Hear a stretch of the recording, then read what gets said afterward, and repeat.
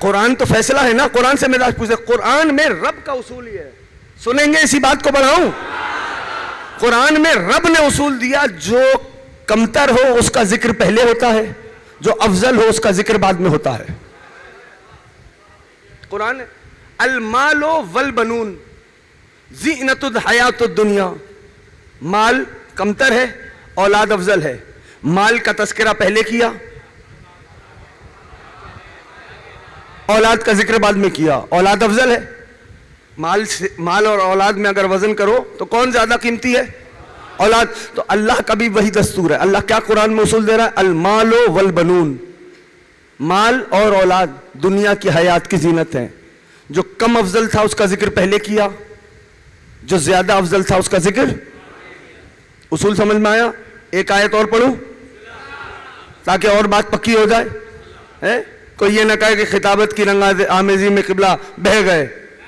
قرآن سن لو, ایسے پڑھو جیسے 14 نے پڑھایا ہے. ٹھیک. وما خلقت الجن والانس, جنات کمتر ہے, انسان افضل ہے. جن کا ذکر پہلے کیا, انسان کا ذکر بعد میں کیا. اصول مل گیا. جو کم افضل ہو اس کا ذکر پہلے, جو زیادہ افضل ہو اس کا ذکر بعد میں. بات پہنچ گئی. نبی سے پوچھا, نبی نے کہا میں قرآن سے ہٹتا ہی کوئی نہیں. نبی نے کہا انی تارکم فیکم الثقلین, میں تمہارے درمیان 2 گراں قدر چیزیں چھڑ جا رہا ہوں.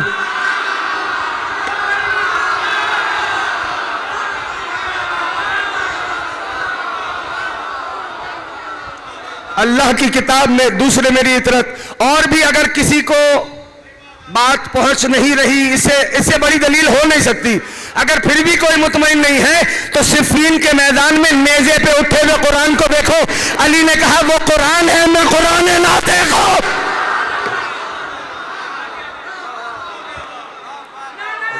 قرآن ہے یا علی.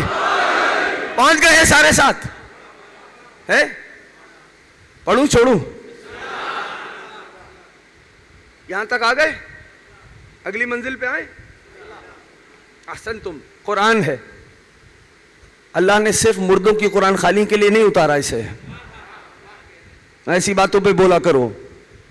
قرآن تمہارے سرہانے ہونا چاہیے,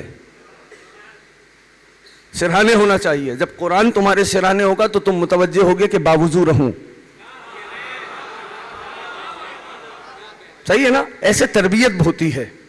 قرآن تمہارے پاس ہونا چاہیے. قرآن نصاب ہے, سلیبس ہے عالم اسلام کا. تو سلیبس کی کتاب کبھی طالب علم کے بستے سے باہر نہیں جاتی. ٹھیک ہے نا؟